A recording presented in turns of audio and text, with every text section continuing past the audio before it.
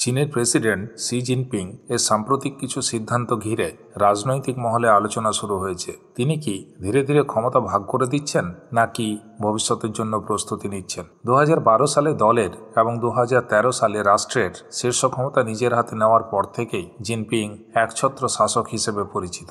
চীনে মাও জেদংয়ের পর তারই শাসন সবচেয়ে প্রভাবশালী বলে ধরা হয়। তবে সাম্প্রতিক সময়ে তিনটি বড় সিদ্ধান্ত জল্পনার জন্ম দিয়েছে। প্রথমত, জিনপিং এখন সরকারি সংস্থা ও দলীয় সংগঠনগুলিকে কিছু গুরুত্বপূর্ণ বিষয়ে সিদ্ধান্ত নেওয়ার স্বাধীনতা দিচ্ছেন। দ্বিতীয়ত, এই প্রতিষ্ঠানগুলির অভ্যন্তরীণ গঠন ও কাজের পদ্ধতিতে বড়সড় পরিবর্তন আনছেন তিনি। তৃতীয়ত, এই বছর ব্রাজিলে অনুষ্ঠিত ব্রিক্স সম্মেলনে নিজে না গিয়ে প্রধানমন্ত্রীর প্রতিনিধিত্বে পাঠানো হয়েছে লি কিয়াংকে, যা আগে কখনো ঘটেনি। বিশেষজ্ঞদের একাংশের মতে এগুলি ভবিষ্যতের নেতৃত্ব বদলের প্রস্তুতি হিসেবেই দেখা যেতে পারে, কারণ 2027 সালে শি জিনপিং এর তৃতীয় দফার প্রেসিডেন্ট পদ শেষ হচ্ছে এবং সেই সময়ে পার্টি কংগ্রেস ডাকা হবে। অনেকে মনে করছেন আগেভাগেই দায়িত্ব ভাগ করে নতুন নেতৃত্বকে পথ করে দিচ্ছেন জিনপিং। তবে ভিন্ন মত রয়েছে। কেউ কেউ বলছেন অভ্যন্তরীণ অর্থনৈতিক চাপ এবং আন্তর্জাতিক সম্পর্কের